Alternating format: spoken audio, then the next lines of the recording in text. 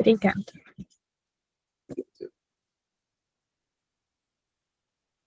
Podemos? Fique à vontade, Sara. Então, vamos lá. Pessoal, primeiro, boa tarde a todos e todas. Muito obrigado pela oportunidade de novo. Eu já agradeci várias vezes ao pessoal que eu já tive contato ali da Liga, mas agora agradecendo aqui todo o público. Obrigada pela presença, pela atenção de vocês, pelo tempo de vocês. Eu sou a Sara Campos, eu trabalho com compliance já há alguns anos. Eu não vou ficar falando sobre mim, porque essa apresentação não é sobre mim, o importante aqui é a gente falar do compliance na área da saúde, né? Vocês têm aí o meu mini currículo, vocês têm acesso também ao meu LinkedIn, que eu deixei o link para vocês, então eu já vou logo partir para o assunto que interessa para a gente, tá bom? Até porque o nosso tempo é curto para falar de tanto de coisa que a gente tem para falar hoje.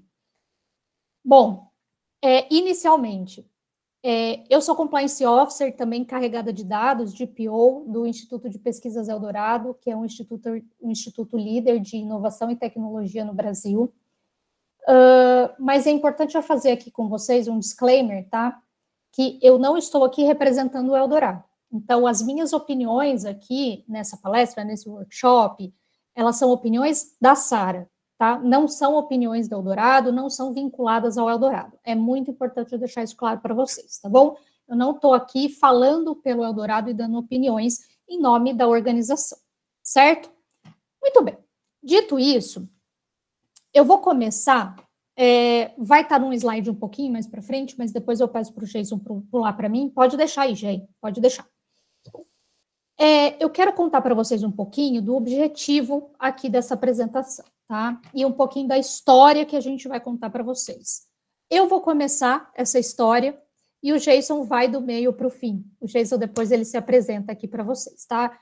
Eu já trabalhei com o Jason, a gente atualmente está trabalhando junto, ele está liderando um projeto para mim no Eldorado, ele está sendo um mentor dos multiplicadores da ética no Eldorado, então a gente tem uma certa liberdade para a gente interromper um outro aqui e trazer outros insights para vocês, além do que está na apresentação, da nossa vivência, da nossa expertise, e para isso não ficou tão monótono, tá? Então, pode ser que vocês percebam que o Jason vai entrar na minha apresentação, eu vou entrar na apresentação dele, e se a gente perder o fio da meada, gente, a gente volta, a gente se acha, não tem problema nenhum. E isso também serve para vocês. Vocês fiquem à vontade para interromper, para falar com a gente, para levantar a mão, para colocar no chat, como vocês preferirem, tá bom? Dito isso, volto aqui para o objetivo dessa apresentação, tá? E para a história que a gente vai contar para vocês, que é o seguinte. Vocês gostam, vocês tratam, vocês trabalham com assuntos regulatórios da área farmacêutica, tá? Da área de saúde. O objetivo aqui é mostrar para vocês que a parte regulatória numa organização, numa pesquisa, enfim, ela é um ponto de um projeto muito maior, de um programa muito maior, que é o programa de compliance, tá? É um ponto essencial, mas é um ponto essencial de um programa muito maior. Então, a intenção aqui é trazer para vocês o panorama desse programa muito maior, que é o programa de compliance, aonde fica o regulatório nesse programa de compliance, tá? Depois entrar um pouquinho mais aprofundado na questão do compliance na saúde, do regulatório na saúde, que o Jason vai trazer para vocês. Mas o mais importante é dar o panorama geral para vocês, abrir a mente de vocês, inclusive para que vocês entendam que existem outras posições no mercado de trabalho, aqui com relação ao compliance na saúde, que vocês, por exemplo, podem gostar e vocês podem, de repente, querer atuar, tá?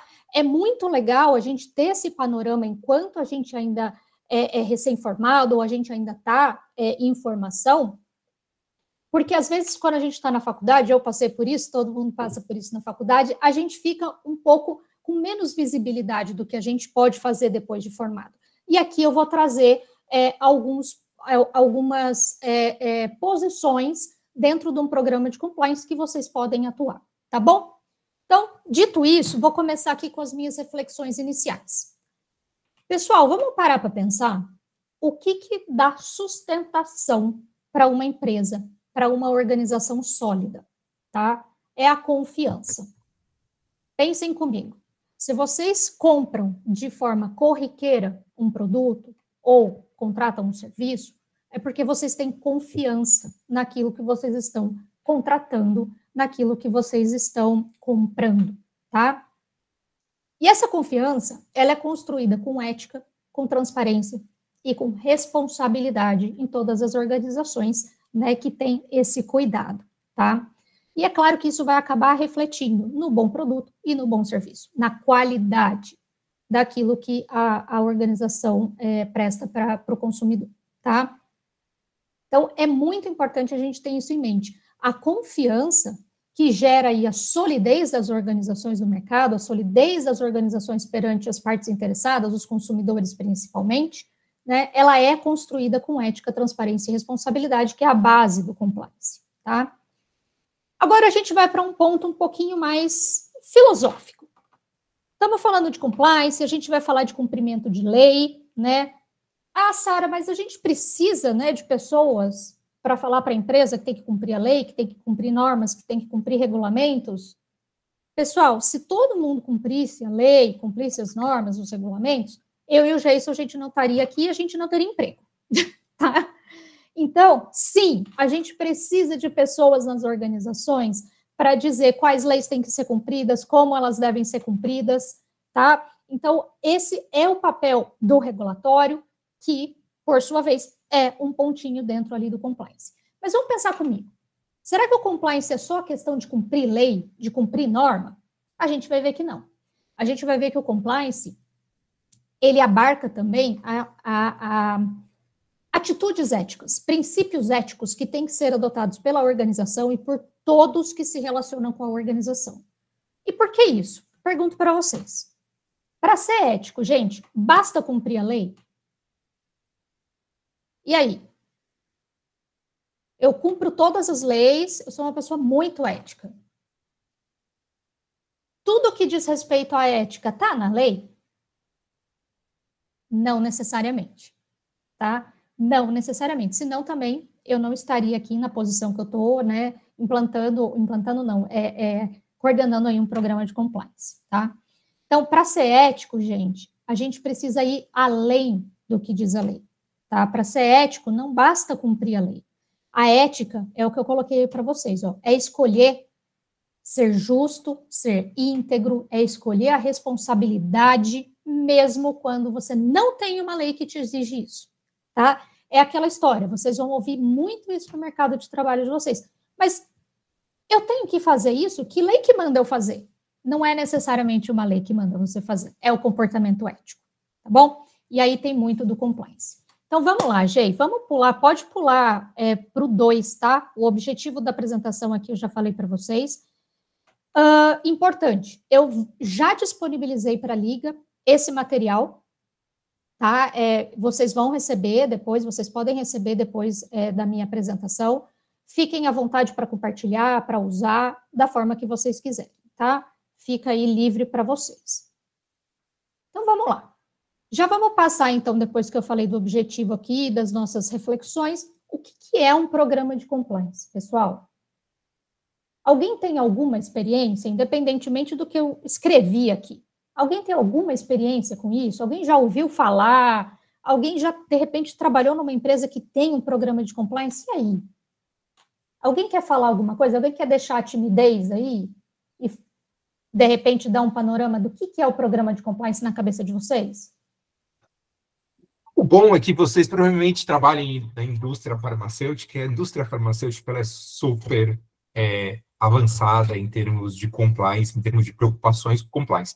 Então, às vezes a gente chega para bater um papo em algumas indústrias específicas e a gente fala assim, um programa de compliance, a pessoa nem sabe o que é. Acreditem ou não, gente.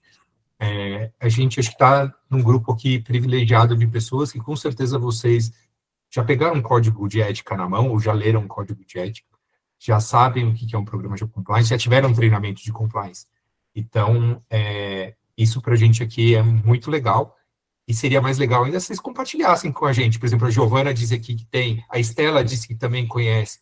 De onde vocês conhecem? Vocês conhecem de qual lugar? Conta um pouquinho. Fala, Estela. A Estela levantou a mão.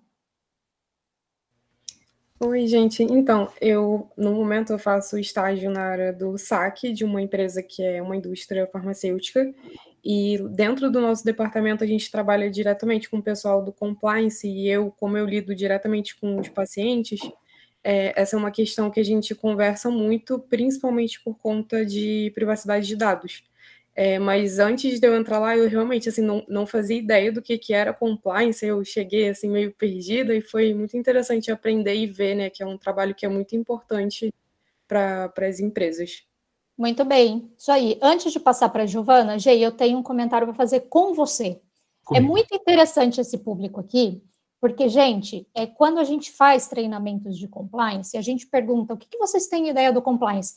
E normalmente o pessoal levanta a mão para falar: é o pessoal que proíbe o assédio moral. É o pessoal faz que investigação. proíbe o assédio sexual. É o pessoal que faz investigação. Assim, na pior das hipóteses, a gente vai escutar assim, é o pessoal que manda a gente embora. Né? Mas, enfim, é muito interessante a gente ouvir de vocês, porque vocês já têm uma outra experiência, né? Mas vamos lá, Giovana levantou a mão.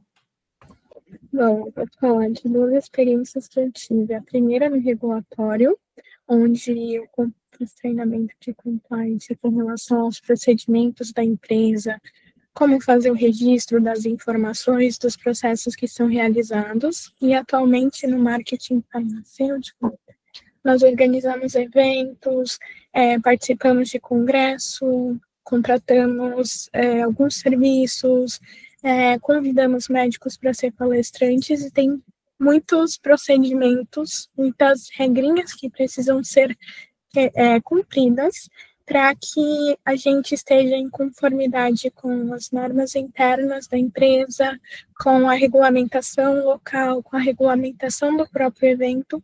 E o compliance é muito importante no sentido de centralizar esses códigos, definir como que os procedimentos devem ser realizados, desde a questão de a organização em si do evento, até a questão de pagamentos, como que é o contato com profissionais de saúde.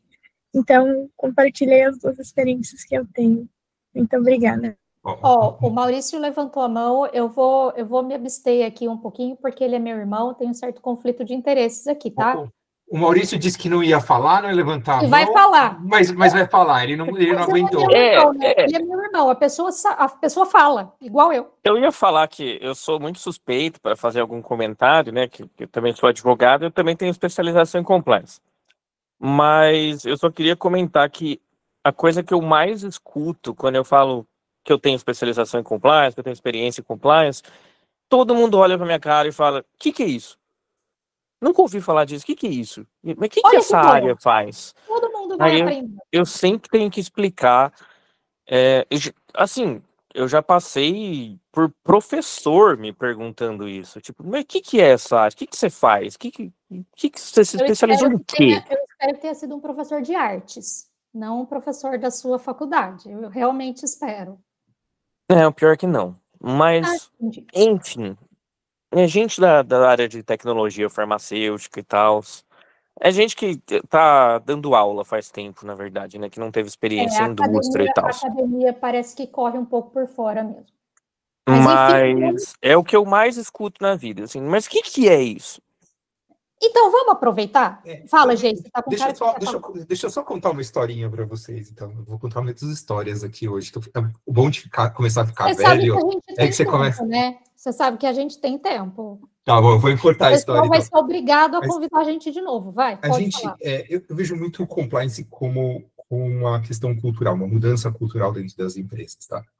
E eu já passei por diversas implementações de programa de compliance, então eu tenho uma visão, assim, muito, talvez, peculiar sobre esse processo, quando a gente entra na empresa.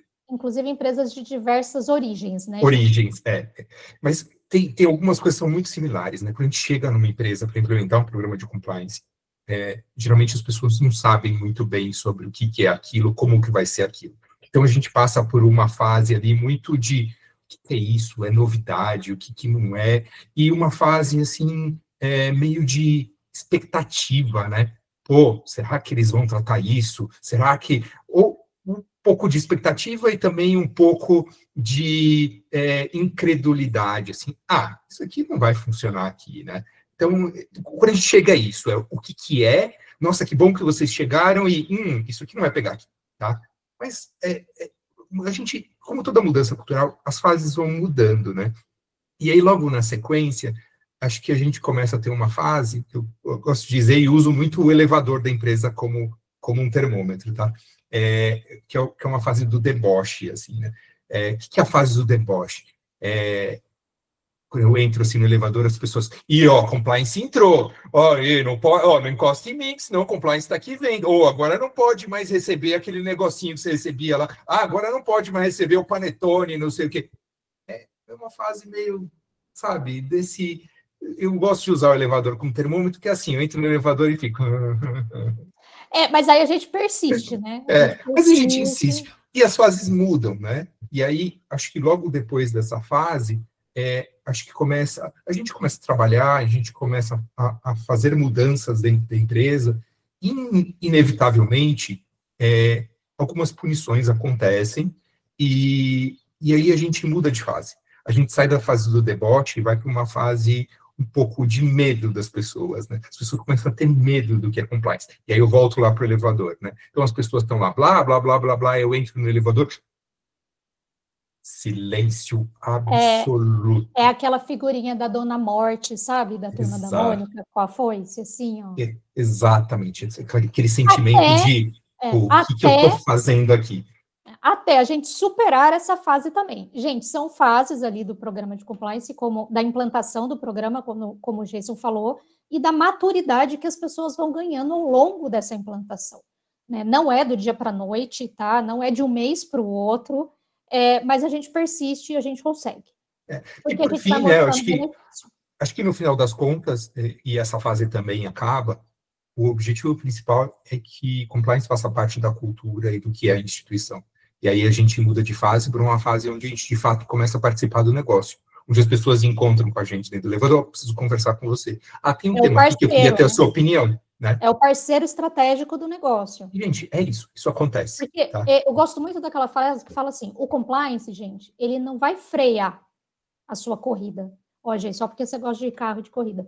Ele não vai frear a sua corrida. Ele vai fazer com que você acelere com segurança. Tá? Esse é o ponto.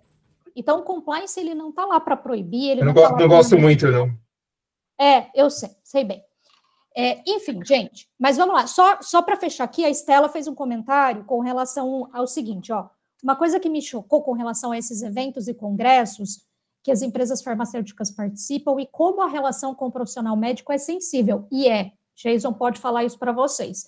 Principalmente o que pode ser visto como suborno por não poder dar brindes. Suborno, conflito de interesses, enfim, por aí vai. E é isso mesmo, viu, Estela?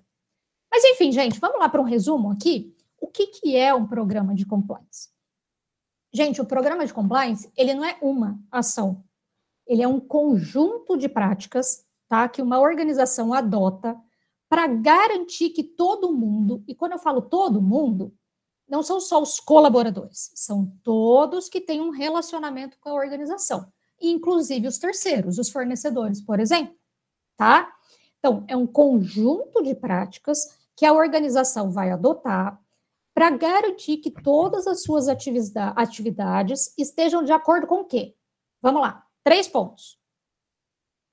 Leis, normas, e aí entra o regulatório, vocês vão ver que eu destaquei aí para vocês. Quando a gente fala leis, normas, a gente fala num sentido bem amplo, tá, gente? Procedimentos internos. Então, as empresas têm procedimentos internos que pode ser, de repente, mais rígido que a própria lei, né? E princípios de conduta ética, tá? Então, o compliance, ele é um conjunto de ação que vai visar o cumprimento, que é a palavra compliance, né? Em inglês, cumprimento, desses 3 pontos, né? De normas, de leis, dos procedimentos internos e de comportamento ético. Tá claro para todo mundo? Pode passar, gente, vamos lá. Vou trazer aqui exemplos, gente. Eu não vou passar por todos, porque não vai dar tempo, tá? Senão vocês vão ser realmente obrigados a chamar a gente aqui de novo. Eu vou passar por um ou outro. Eu trouxe aqui alguns exemplos do que o compliance pode, vamos dizer, ajudar ou resolver em organizações relacionadas com saúde, tá? Farmacêuticas, por exemplo. Então, vamos lá. A gente tem uma situação de ensaios clínicos e integridade científica. Então, vocês estão lá fazendo uma pesquisa, né? Durante esse estudo clínico, o pesquisador, ele omite dados que são negativos, que não são bons para aquele estudo, né? Para quê? Para acelerar a aprovação daquele produto. Ou o pesquisador, ele quer pular etapas para colocar logo o produto no mercado. A própria empresa, de repente, tem esse interesse. Ele vai lá e dá um presentinho, e dá um incentivo financeiro para aquele órgão público, para aquele fiscal, para pular etapa, tá? Isso tem tudo a ver com compliance, tá? O compliance, ele vai garantir a transparência, ele vai garantir a aderência às normas e às éticas, aos padrões éticos, às normas e ao regulatório, tá? Propaganda e promoção ética, entra aqui mais ou menos no que a Estela comentou, né? Oferecer brindes, oferecer vantagens, oferecer fim de semana ou semanas no resort para o médico e para a família dele toda, tá? Isso acontece, gente. Isso acontece. E tem que estar lá o compliance para dizer não, não pode, tá?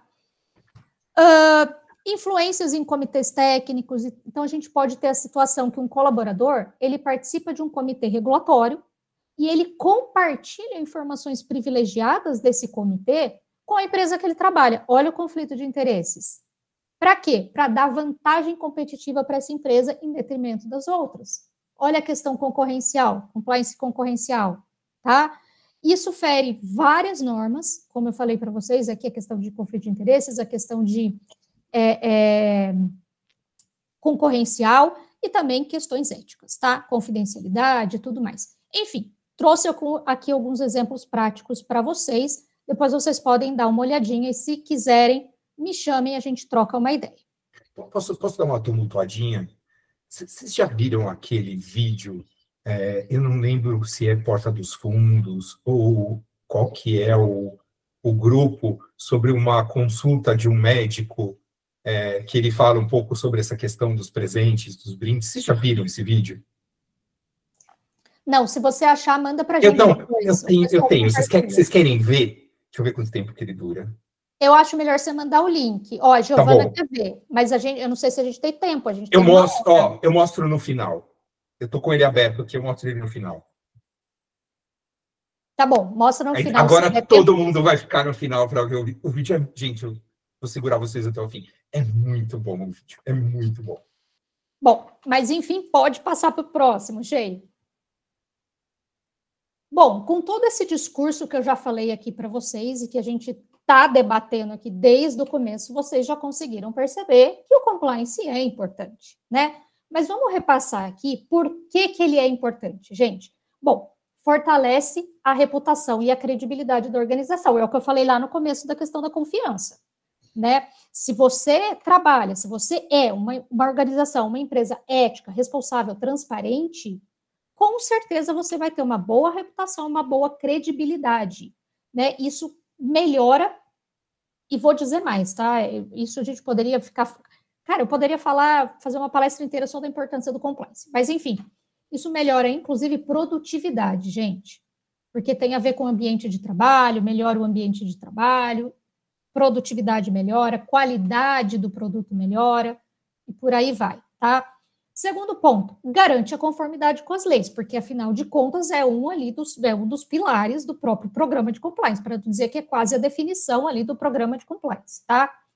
Reduz riscos legais e financeiros, ou seja, se eu tenho um programa de compliance, eu sei o que eu tenho que fazer, eu sei o que é certo fazer, eu sei as leis que eu tenho que atender, os regulamentos que eu tenho que cumprir, eu tenho menos chance de multa, de fiscalização, de descumprimento, né? Então, quer dizer, menos dinheiro gasto. Por isso que a gente fala aqui de reduzir riscos financeiros, tá? Além disso, atrai parcerias sustentáveis. Quando a gente fala aqui sustentável, gente, não é o sustentável de meio ambiente, é o sustentável de perenidade, de duração ao longo do tempo, tá bom? Então, sempre tenham isso em mente quando eu falar aqui de sustentabilidade, é a perenidade da organização e no caso das parcerias. Promove a cultura da responsabilidade. E isso, muitas vezes, ultrapassa os muros da organização. A pessoa leva isso para a vida. E isso é muito importante. Por quê? Você acha que a organização quer um colaborador que está ético ou que é ético? Então, o colaborador, ele sai da organização, ele vai lá na rede social dele, que é pública, isso também daria uma outra palestra, ele vai lá na rede social dele, que é pública, posta um monte de coisa discriminatória e tá tudo bem? Não, né? Aumenta a eficiência operacional, por quê? Porque a gente desenha processos, desenha procedimentos, verifica o cumprimento disso. E prepara a empresa, diante de tudo isso, para crescer com mais solidez. É aqui que entra a sustentabilidade da organização. Tá? Então, o compliance ele é muito importante para a perenidade, para a sustentabilidade da organização. Pode passar, gente. Quais são os requisitos de um programa de compliance, pessoal? Vou passar rapidamente também, tá? Bom, pilar básico de compliance é prevenção, detecção e resposta. Então, o programa de compliance, como eu falei para vocês, é um conjunto de práticas. Essas práticas têm que visar a prevenção, a detecção e a resposta, tá? E quais são os requisitos para a gente conseguir isso aí, para a gente atingir? Primeiro, é essencial o apoio da alta direção, da alta administração. Gente, é o exemplo que vem de cima. É o tone from the top. Como que o pessoal da base da pirâmide vai ser ético, vai cumprir a lei, vai cumprir os procedimentos, se o chefe não está dando exemplo? Sim, Giovana, os materiais da Interpharma são muito bons. São muito bons. Mapeamento de risco, gente. Então, primeiro passo de um programa de compliance, mapear os riscos da organização, tá? E a partir daí, você vai, em cima dos riscos que você tem, você vai desenhar processos, procedimentos, estabelecer controles, estabelecer travas. Então, é muito importante o mapeamento de riscos. Para quê? Para saber onde você está pisando, tá? Então, próximo item já falei, né? A partir do mapeamento de riscos, você desenvolve aí políticas e procedimentos. O compliance, como eu falei, ele também tem que atingir terceiros, ele tem que atingir os fornecedores, os parceiros de negócios. Por quê, gente? Não só porque, como eu falei, a ética tem que ultrapassar os muros da organização, né? Mas também porque no final do dia, se o terceiro faz alguma coisa ilícita, né, contra a lei ou antiética, isso vai voltar para você. Quem lembra aqui da história do trabalho escravo da Zara? Foi um quarteirizado da Zara que tinha trabalho escravo. Quem que foi parar no jornal? A Zara. Por quê? Porque a Zara não sabia, ou disse que não sabia, do trabalho escravo. Falta de gestão de terceiros. Recentemente, a gente teve a mesma situação com algumas vinícolas do Rio Grande do Sul. Quem foi parar no jornal? As vinícolas, não é? Com a mesma história. Ah, mas eu não sabia. Falta de gestão de terceiros. Olha a reputação aí entrando em jogo, tá? É muito importante para o compliance também treinamento. Como é que as pessoas vão saber o que elas têm que fazer, o que elas têm que cumprir, ou melhor, o que elas não podem fazer, quais são as regras que elas têm que cumprir, se elas não são treinadas, se não tem comunicação para isso. Então, regulatório, olha lá, se você tem uma equipe, uma área, e você tem procedimento, treine as pessoas. Como é que as pessoas vão saber o procedimento se elas não são treinadas, se elas não são comunicadas? Isso é muito importante para o regulatório, tá? Canal de denúncia seguro, anônimo, é essencial para o compliance. Prevenção, detecção, resposta. O canal de denúncia, ele é essencial aqui, tá? Por quê? Porque você consegue detectar determinados pontos, determinadas irregularidades, ou até prevenir. Alguém vai te avisar antes, lá pelo canal de denúncia. auditar os procedimentos para saber se está todo mundo fazendo o que deve fazer também é essencial para o compliance. E, por fim, investigar as ações irregulares e adotar ações corretivas. Por tudo isso que eu estou falando para vocês vão verificar que o programa de compliance ele tem um ciclo que a gente chama de PDCA, que está ali em cima da minha apresentação, para vocês verem, que é o Plan, Do, Check and Act. Gente, você planeja, você executa, você verifica se cumpriu e você age se não foi cumprido. Você planeja de novo, você executa. É um ciclo sem fim. Vamos pensar no regulatório? Olha lá. Você está executando um procedimento. Você tem que verificar se está todo mundo cumprindo aquele procedimento. Fazendo auditorias, por exemplo. Tá? Você não sendo cumprido, você tem que estabelecer planos de ação para corrigir. Então, você age. Ah, teve uma alteração legal, você vai todo o ciclo de novo,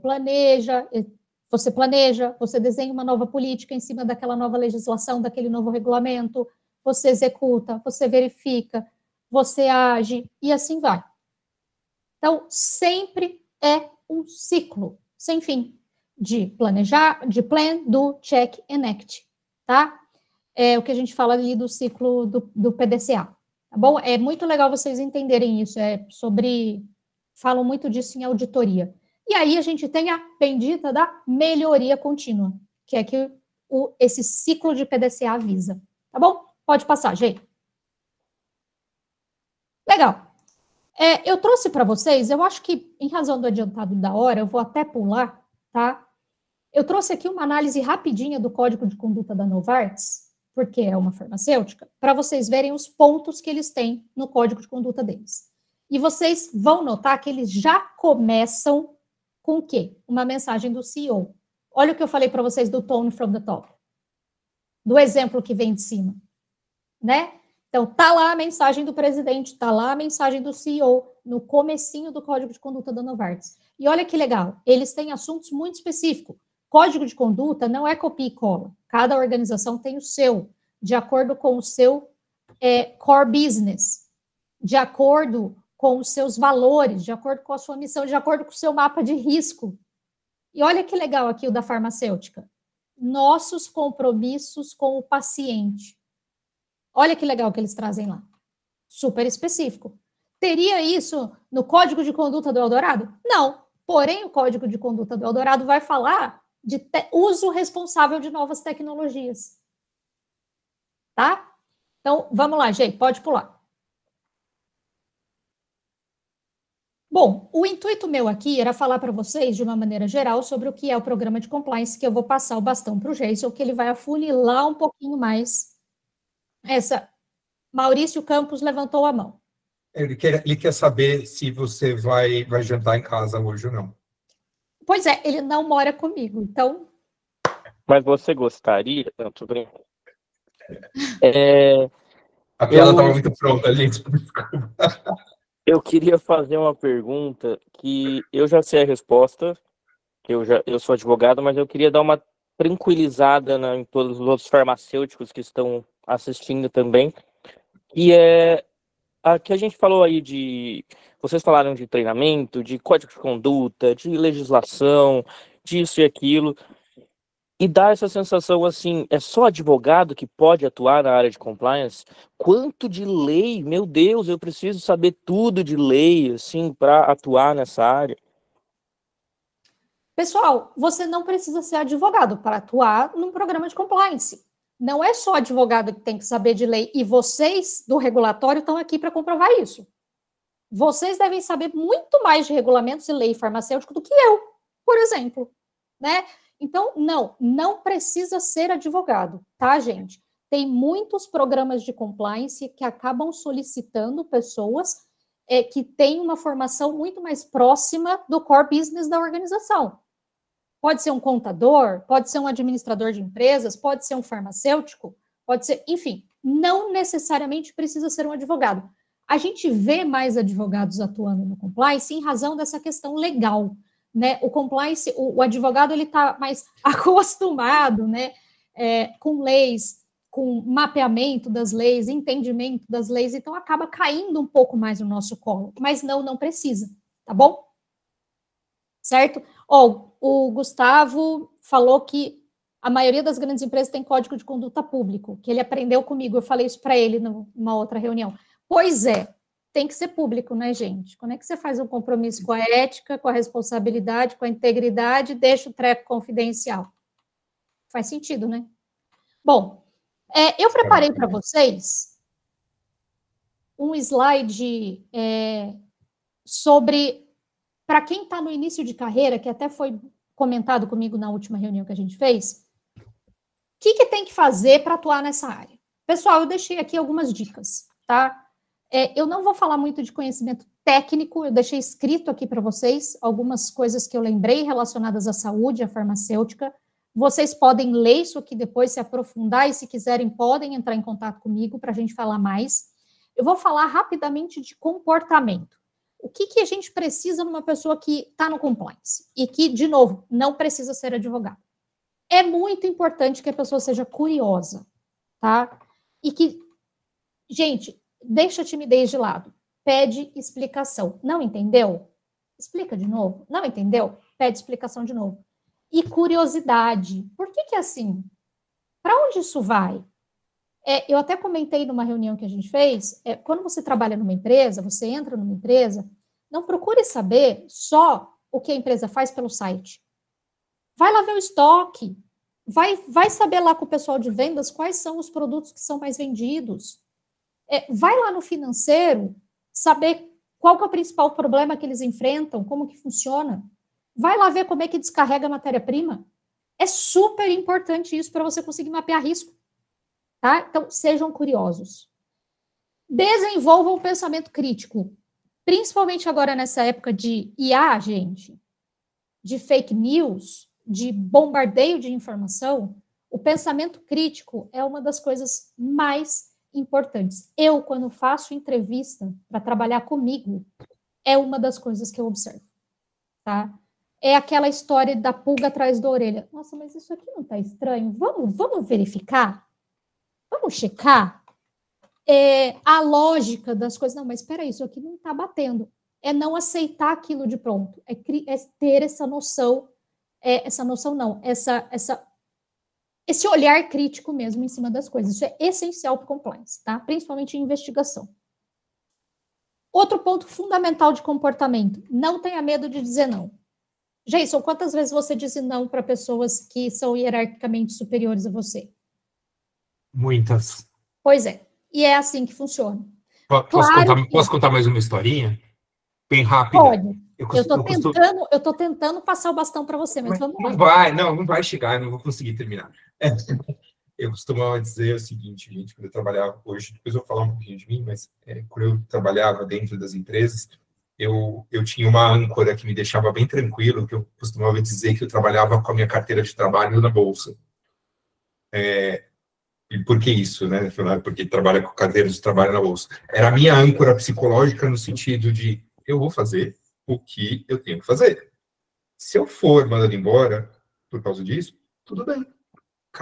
A carteira de trabalho já está na bolsa. Mas eu não vou deixar de fazer o meu trabalho. Tá? E posso dizer para vocês que eu passei perto algumas vezes, mas nunca fui.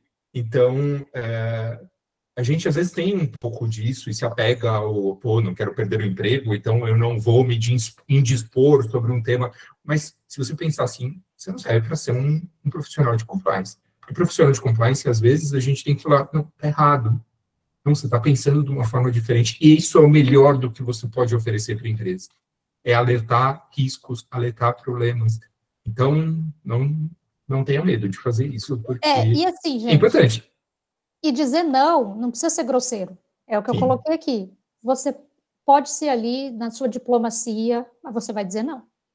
É muito importante isso. Não tenha medo de dizer não. Na verdade, isso é para a vida, tá, gente? Isso é para a vida, não é só da empresa. Pensem um pouquinho. Isso é uma dica importante para a vida.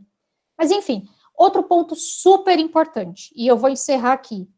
Usar uma linguagem acessível a todos, tá? Quem aqui já assistiu aqueles trechos no jornal, na TV Senado, sei lá eu, do STF, o pessoal falando ali entre eles, lendo acórdão, lendo decisões? Vira e mexe, você escuta, ai, ninguém entendeu nada, porque eles estão entre eles. Só que numa organização, você vai falar, você vai interagir com pessoas que não são da sua área. Eu vou dar um exemplo muito claro aqui para vocês, tá? Eu estou construindo. Meu pai é engenheiro civil, eu sou advogada. Quando dá problema na minha obra, eu vou lá falar com meu pai. Pai, isso aqui tem conserto? Sabe o que ele fala para mim? Ele fala assim, ó. Sara, isso é fácil, faz o seguinte. Compra uma rebimboca da parafuseta de 0,5 polegada, 2 rebimbocas da parafuseta de 0,5 polegada, e aí você junta as duas com... É fácil, vai colar e não vai sair mais. Você mistura acetona, acetonildes, mais ou menos numa proporção de 1:4, com álcool etílicos animalos, mas eu não sei onde vende. Eu entendi alguma coisa? Eu não entendi nada. Aí eu volto para o meu pai e falo assim, traduz. Tem conserto ou não tem conserto?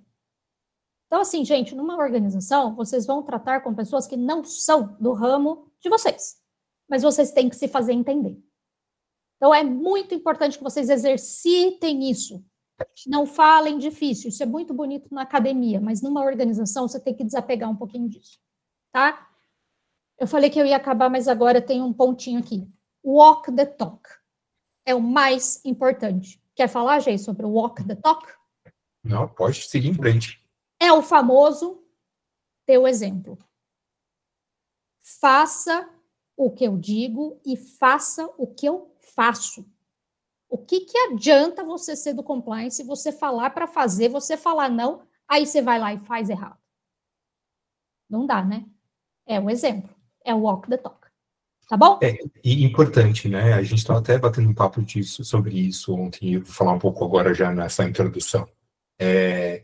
Sem esse exemplo, sem isso que a gente chama do engajamento da alta gestão, não existe programa de compliance, tá? Então, se a alta gestão, se o líder, se o dono da instituição não é compliance, isso, o próprio compliance não é compliance, ou não é ético, ou não segue as leis, a gente não consegue falar de compliance, porque ele não vai existir, tá? Então, tinha um antigo professor de compliance que ele dizia, a minha instituição não é compliance, o que eu faço? Né? Um profissional de compliance perguntando para ele, a minha instituição não é compliance, o que eu faço? Ele, prepare seu currículo, porque você não vai ter vida longa nessa empresa e o teu trabalho não vai ser valorizado e não vai ser realizado da forma correta. Tá? Então, acho que esse é o ponto principal aqui que a gente tem em termos de pilares, né, de programa de compliance. Isso aí. Bom, pessoal, eu encerro aqui a minha parte. Claro que eu passei da hora, o Jason vai passar da hora dele. Agradeço a compreensão de vocês. E queria dizer também que eu preparei um material extra para vocês, o pessoal vai disponibilizar, que tem lá perguntas frequentes. Inclusive essa que o Maurício fez, com relação a ser advogado ou não para atuar em compliance. E, além disso, eu deixei ali algumas sugestões para vocês, tá? De filmes, de podcasts, de cursos, de leitura, para vocês aí se esbaldarem com relação ao compliance farmacêutico, regulatório na saúde e o compliance no geral. Tá bom? Vai, Gê, manda ver. Sara, você me deixou um desafio aqui. Você me entregou com 40 pessoas e eu só tenho como ferramenta aqui um vídeo para mostrar no final para eles, para ver se eles ficam até o fim. É sexta-feira e já são quase 6 horas da tarde, 6 horas da noite. Então, vamos ver se eu consigo. 40, vou olhar aqui, vou ficar de olho nesse número. Mas também está sendo gravado, o pessoal pode ver depois. Então, ótimo. Legal, gente. Bom, também vou fazer igual a Sara, vou deixar aqui depois um pouco do meu currículo, um pouco da onde eu já passei, o que eu já fiz. Não vou ficar falando sobre mim aqui hoje, tá? E vou fazer, assim como a Sara, passar um pouquinho da minha visão sobre compliance, sem entrar em muitos detalhes, porque a Sara fez isso super bem, tá? Mas isso é uma introdução, porque eu quero falar com vocês depois. Tá? Esse aqui eu costumo dizer que esse aqui é o slide, e vocês vão ver muito semelhante ao que a Sara acabou de falar. É o slide que eu uso para explicar para as pessoas do zero o que é um programa de compliance. Vocês estão vendo ali do lado esquerdo, tem a prevenção, a detecção e a resposta, como a Sara disse agora há pouco. E a minha visão sobre o que é um programa de compliance. É um programa que tem como objetivo garantir que as empresas, os colaboradores, atuem de forma ética, socialmente responsável e em cumprimento com as leis e com as políticas internas. Gente, alguma novidade com relação a isso? Né? E a Sara até me lembrou de uma historinha que eu sempre conto, eu vou ter que contar ela hoje, porque ela já fez spoiler na reunião que a gente teve aqui ontem, mas quando a gente olha para esse conceito aqui do que é compliance, garantir que a empresa e os colaboradores atuem de forma ética, não é óbvio, socialmente responsável, cumprir lei, cumprir política interna, tudo isso não é muito óbvio. Então, por que a gente está falando de compliance? Para que precisa um programa de compliance? E aí eu vou contar uma história que a Sara já conhece, a outra ela não conhece, então é uma história nova, tá? Então vamos lá. Por que eu gosto de contar essas histórias? Porque às vezes o óbvio, às vezes a gente precisa pensar um pouco sobre ele, né? E o que é esse óbvio? A história é a seguinte: eu tenho uma filha, a Sofia, ela tem hoje 15 anos, já tá grandona, né? Mas quando ela tinha por volta de uns 5, 6 anos, ela estava naquela fase onde a criança começa a perguntar sobre profissões. Eu sei que a gente está falando aqui um público muito jovem, né? Então provavelmente vocês não têm filhos, ou se têm filhos muito novos, mas vocês devem conhecer alguma criança que está naquela fase, assim, na fase do descobrir na escola, profissões, o que o professor faz, o que o médico faz, o que o engenheiro faz, e a Sofia estava nessa fase. E a Sofia é um bombardeio de perguntas, assim. E ela é um bombardeio de perguntas com muita necessidade de detalhes. Então, papai, o que o vovô faz? O vovô é veterinário. Mas o que faz o veterinário? O veterinário cuida do bichinho, não sei o que lá. E a titia, o que faz? A titia é fisioterapeuta, ela cuida das pessoas, para elas não sentirem isso e não sei aquilo, e um monte de perguntas, e eu só pensando, meu Deus do céu, o que eu vou explicar para essa menina quando ela chegar para mim? E vamos lá, a mamãe, o que ela faz? A mamãe é professora, então faz isso, ensina as crianças, Bom, até que em algum momento ela virou para mim, papai, e você? O que você faz?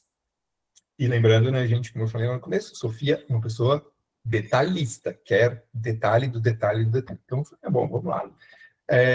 Papai trabalha numa área que chama compliance, que é uma palavra em inglês, que em português significa cumprir ou cumprimento, e que tem como objetivo, dentro das empresas, fazer com que as empresas, expliquei o que era uma empresa, né, uma padaria, um hospital, uma farmácia, e as pessoas que trabalham lá sigam as leis, cumpram as regras, cumpram as normas internas, sejam éticas. O que é ser ético?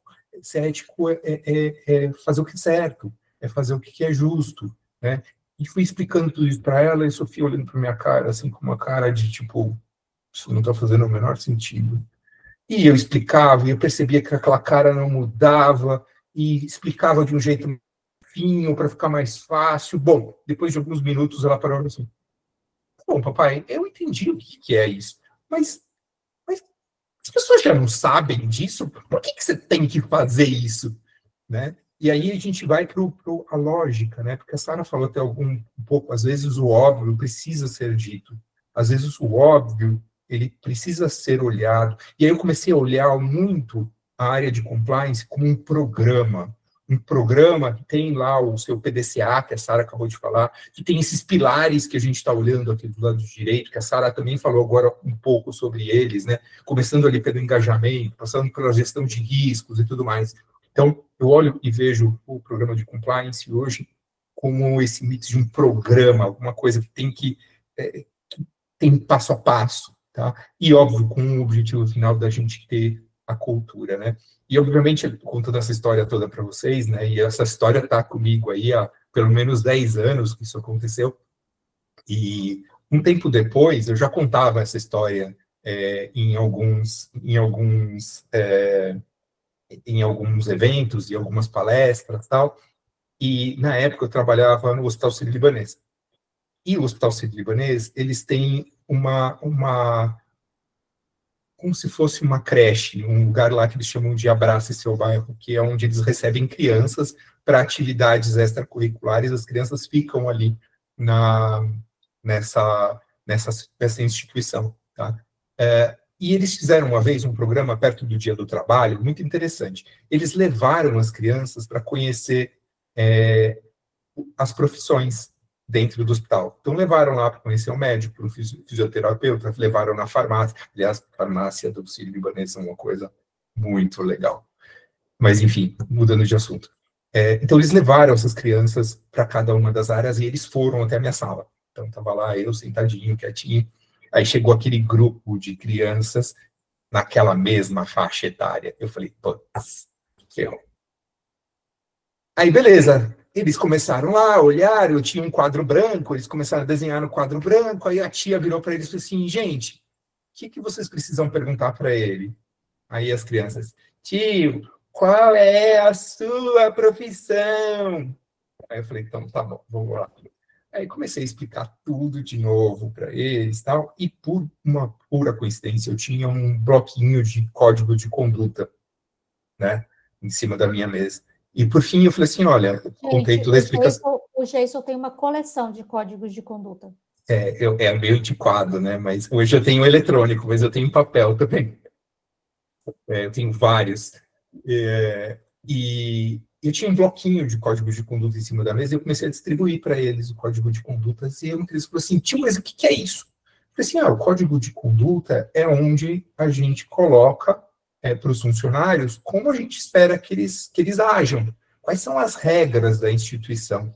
Aí o menino meio debochado olhou para mim assim e falou assim, tio, isso que a gente tem lá no Abrace? Eu, como é que é? Ele isso aqui eu já fiz, isso aqui a gente tem lá. Eu falei, me fala mais um pouco sobre isso. Aí ele falou assim, a gente tem lá um negócio desse daí que a gente estabelece quais são as regras que a gente tem que seguir. Aí eu olhei para a tia, assim, deles, assim, ela falou assim, é verdade, todo começo de ano eles sentam com a gente e eles estabelecem quais são as regras lá.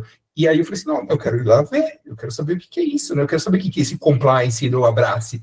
Né? E aí eu fui, eles me convidaram, eu fui lá conhecer o que era. Eu tenho esse documento guardado até hoje, gente. Eu consigo até provar para vocês que esse documento existe. Tá? E aí eu chego lá, eles me dão um documento impresso, eu começo a ler o que é aquele documento. E aí o documento começa assim, esse documento estabelece as regras de convivência entre as crianças e entre os educadores dentro do Abrace.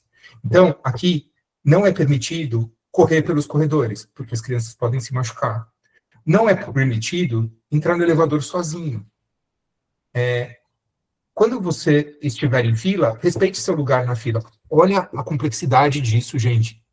Parece um negócio besta, idiota, mas olha a maturidade de um negócio tão bom, o estabelecimento de regras de convivência, assim como a gente faz num código de conduta, que a gente estabelece as condutas esperadas, as crianças de lá, 5, 6, 7 anos, estão estabelecendo as condutas delas. E olha que legal o PDCA, eles são retreinados periodicamente, todo ano. Aí, né, eu comecei a consumir aquilo, eu falei assim, pô, deixa eu olhar mais. Quando estiver na fila do lanche, respeite a sua posição na fila e pegue apenas o seu lanche, respeitando o próximo colega. Olha isso, então, ensinamentos ali de ética, né? E aí vai vindo nas turmas, né? Então tinha lá, não xingar os amiguinhos, não colocar apelidos ao assédio, né? Arranjou uma confusão, uma briga, resolva conversando. Não conseguiu resolver conversando, chame uma tia, um professor, para ajudar a resolver aquele conflito. Gente, olha a complexidade desse negócio. E, por fim, tinha um negócio que, assim, era a cereja do bolo, que eu falei assim, isso é compliance. Tinha lá um item que era assim, é proibido soltar pum na sala. Eu falei, não, agora a gente chegou na posição final e para arrebatar, assim, o que é a regra. Sabe o que é isso? O óbvio tem que ser dito. Então, gente, essa é a forma, contando só essas duas histórias para vocês, para dizer isso. Às vezes, o óbvio às vezes precisa ser dito. Às vezes, em compliance, a gente fala de muitas coisas óbvias e a gente tem um programa de compliance. O objetivo final desse programa é a gente ter uma cultura de compliance, onde as pessoas tenham a cultura de fazer o que é certo, de cumprir. Isso me lembrou um ponto, Gê, que é a questão desse código de conduta que você me falou das crianças, que é o seguinte: é essencial a gente estabelecer o padrão ético que a organização quer, no caso a escola quer, o Abrace quer e tudo mais. Por quê? A gente fala, mas isso é bom senso. O que é bom senso para mim não é bom senso para o Geiso. Então, isso precisa estar claro, isso precisa ser estabelecido, tá? Para que todo mundo entenda qual é, aonde está a régua, tá bom? E, bom, e por que então vamos falar sobre compliance na saúde, né? Por que compliance da saúde? Por que compliance da saúde, né? O que compliance na saúde tem de diferente das outras coisas? Primeiro, e antes de mais nada, eu acho que o compliance na área da saúde é o mais complexo de todas as áreas que a gente tem. E incluo vocês de farmácia dentro dessa história.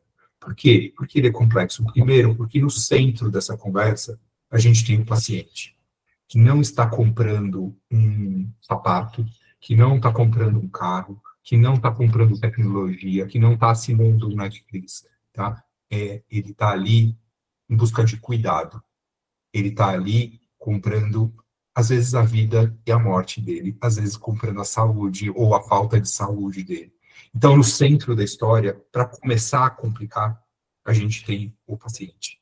Tem o paciente que se relaciona com todos esses stakeholders que vocês estão olhando aí, tá? E incluo aqui vocês nessa história. Tem a instituição, geralmente um hospital, uma clínica, a gente tem o assistencial ali do lado direito, né? Os médicos, enfermeiros, os fisioterapeutas, os dentistas, os farmacêuticos, a gente tem o pessoal administrativo, operacional, que vão ali desde o pessoal de construção, passando até para a compliance, pelo jurídico, pelo RH, pelo pessoal da cozinha. A gente tem aqui os parceiros de negócio, os concorrentes, né, do lado esquerdo, e aí muitas vezes as farmácias entram aí dentro do ambiente de saúde como esses parceiros de negócio, né? Então, vocês têm aí uma figura meio mista, e por fim a gente tem ali os agentes públicos, né, que vão cuidar da nossa parte regulatória, mas também fiscalizatória, né? Então, as complexidades que a gente tem em todas essas relações aqui,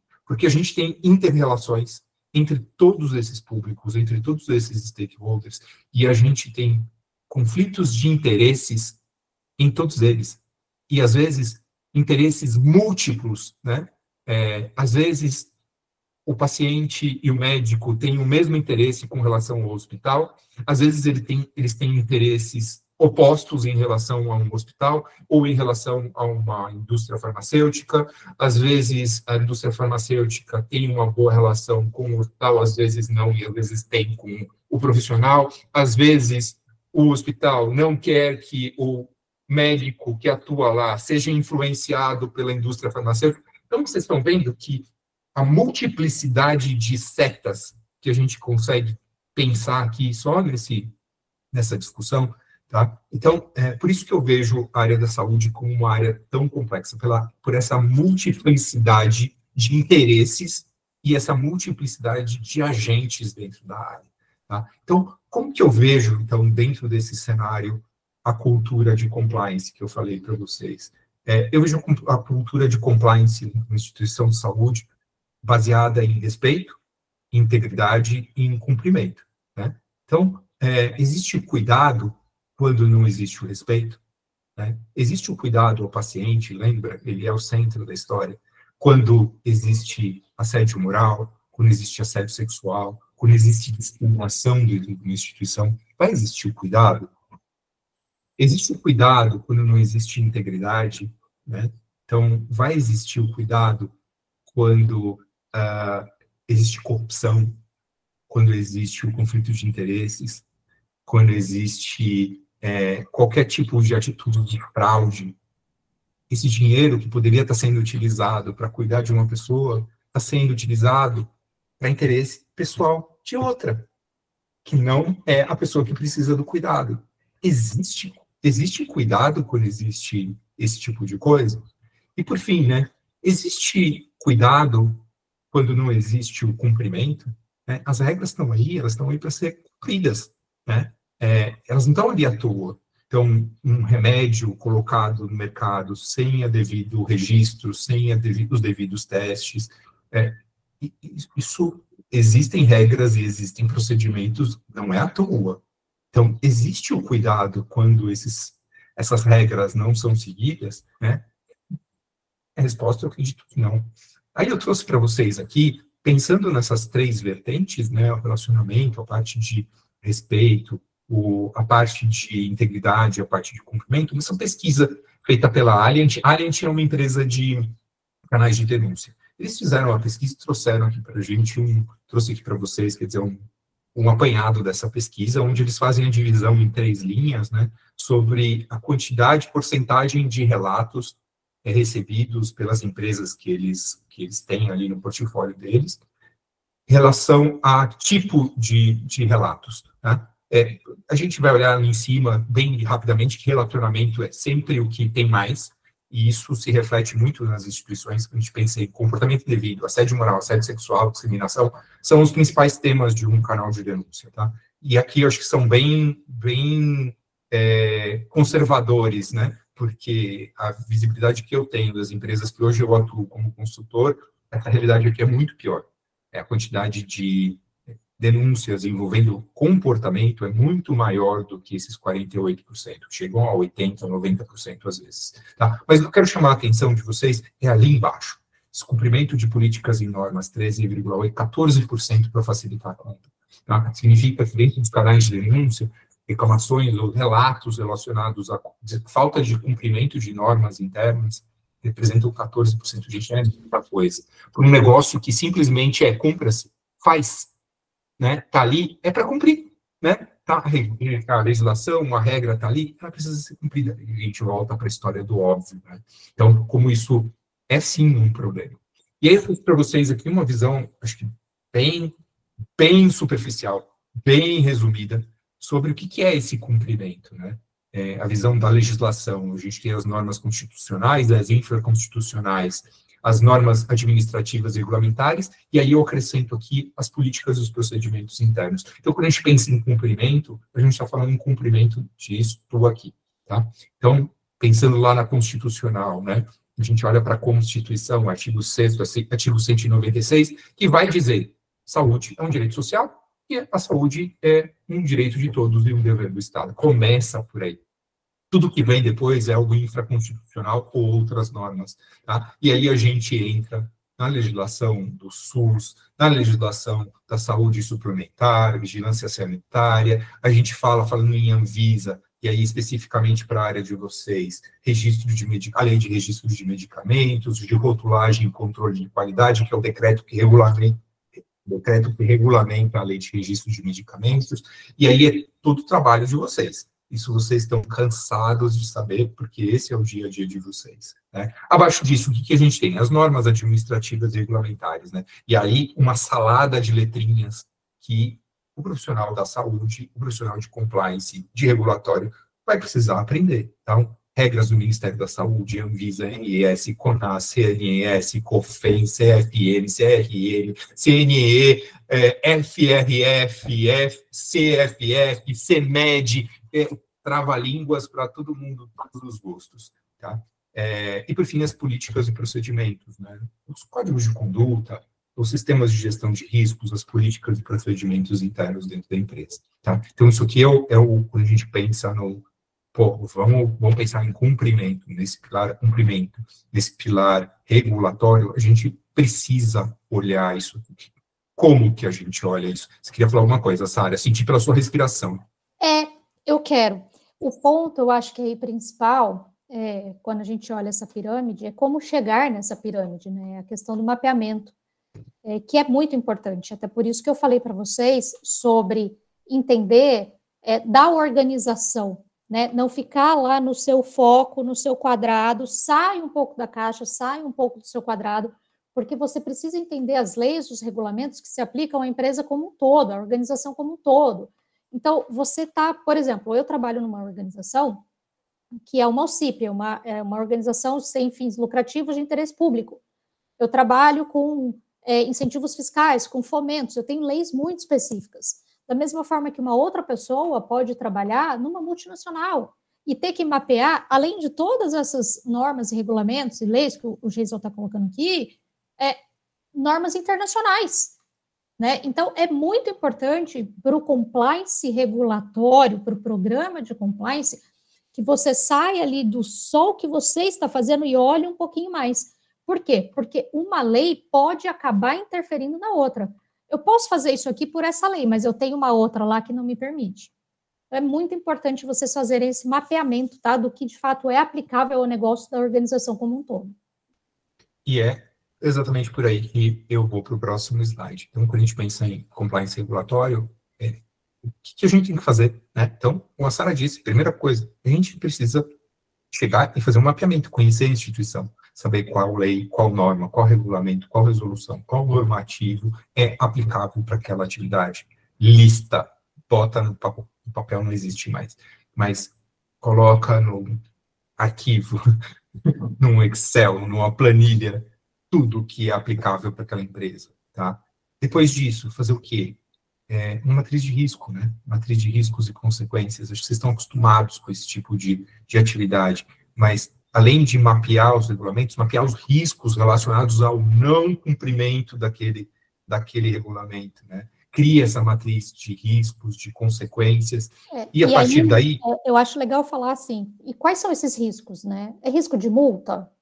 É risco de fechar a empresa, se tu estiver atendendo? É risco de queimar o filme reputacional? Né? Quais são os riscos envolvidos?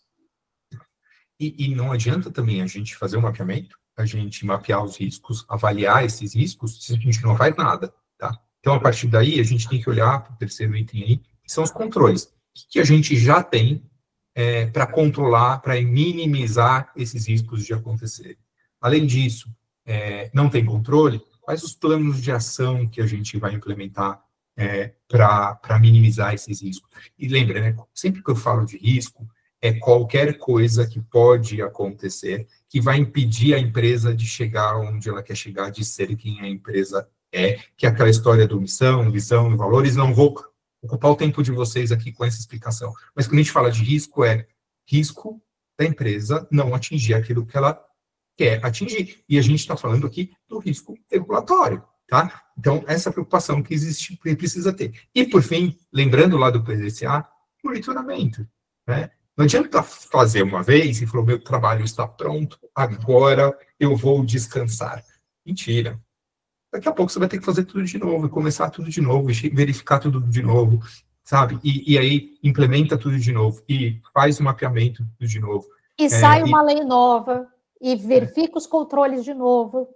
E tudo isso, gente, como a Sara falou agora há pouco, lá no começo da palestra, isso é um pedaço. A gente estava batendo um papo aqui ontem, e aí foi o Gustavo que comentou assim, então o regulatório é uma peça dentro de um programa de compliance, né? E aí eu trouxe esse slide aqui para mostrar para vocês essa peça, né? Isso aqui, tá? É um modelo real de uma matriz de riscos, tá? Simplificada, obviamente, de uma empresa que eu não vou revelar o nome, mas isso aqui são os riscos que eu identifiquei no mapeamento de riscos dessa empresa. Tá? Então, vê lá, tem um assédio moral, assédio sexual, direito concorrencial, conflito de interesse, consumidor, corrupção, fraude, LGPD, meio ambiente, meu Deus do céu, parceiros de negócio, preconceito e discriminação, propriedade intelectual, e chegamos ao regulatório.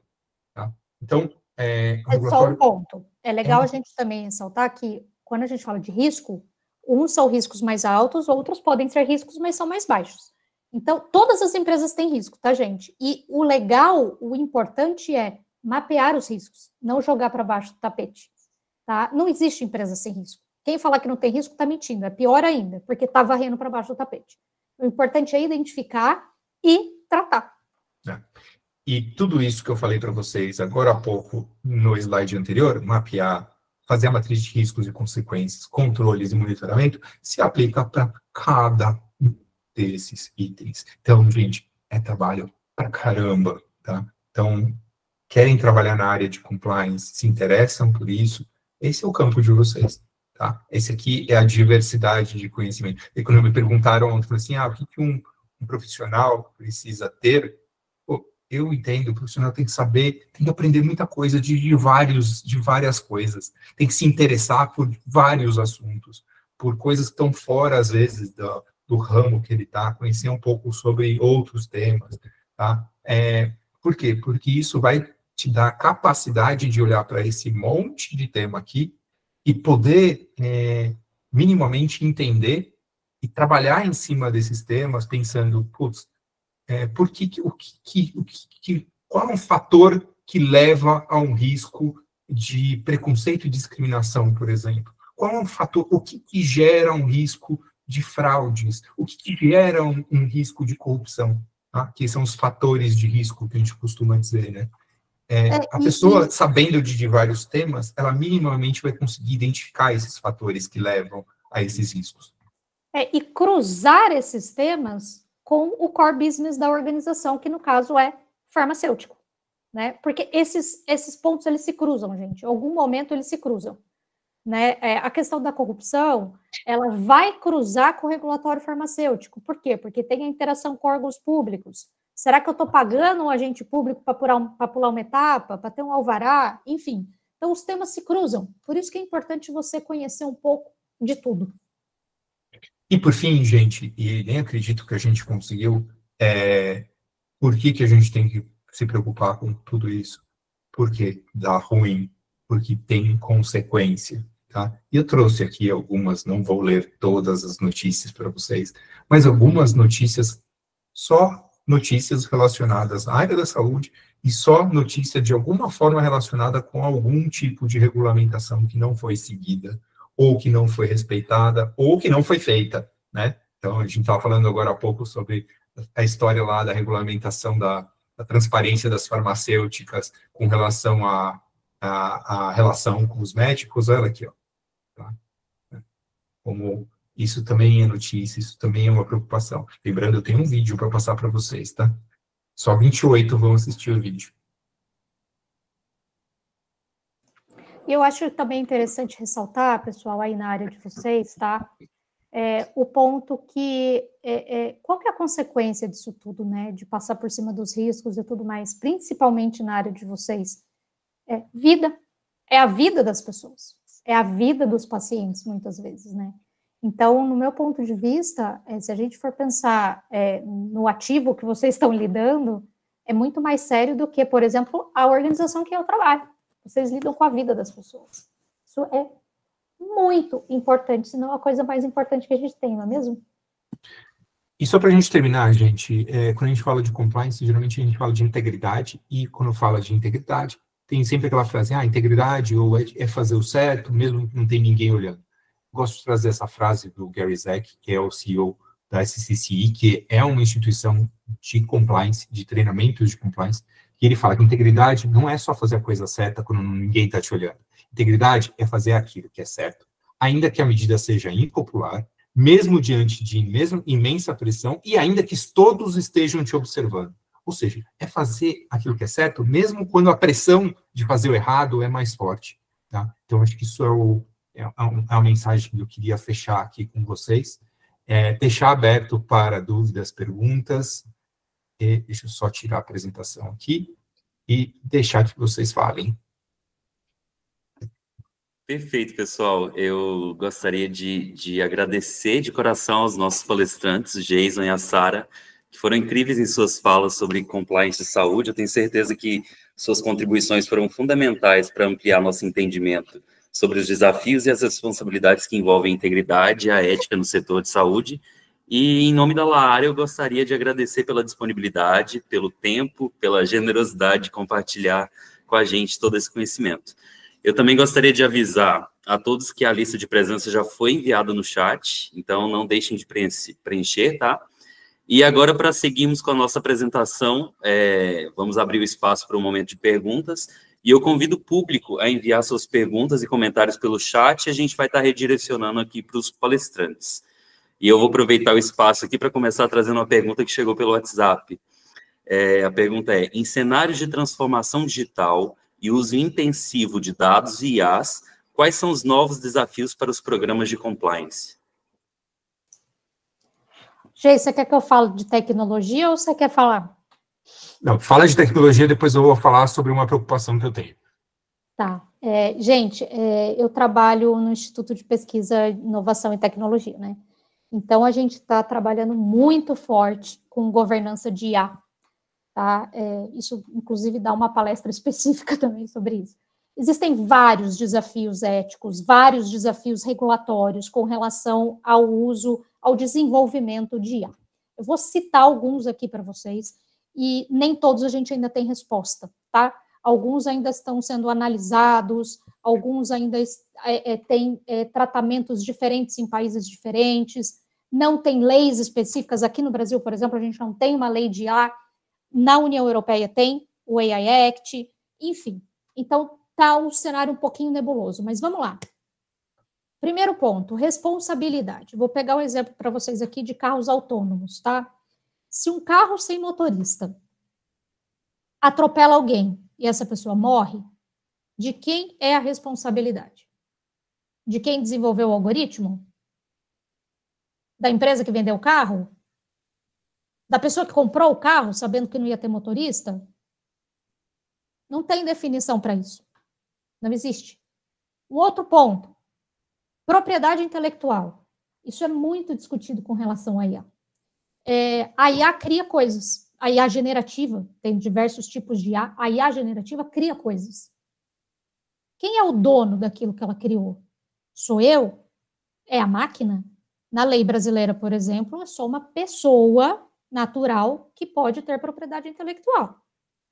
Então, por exemplo, pela lei brasileira, uma máquina não é dono de nada. Então, beleza. Quem que é o dono? É o desenvolvedor do algoritmo? E se, vamos mais além, e se ela criou aquela imagem, por exemplo, com base em dados que não eram públicos, dados que eram protegidos com propriedade intelectual? E aí, como é que fica esse direito? Como que você rastreia de quem é o direito? Como é que a gente faz? E já tem processo sobre isso, tá? Tanto no Brasil quanto no exterior. De criações, inclusive, de músicas que foram, em tese, não tem decisão ainda, feitas com IA, com IA generativa com base de dados que não era pública, tá?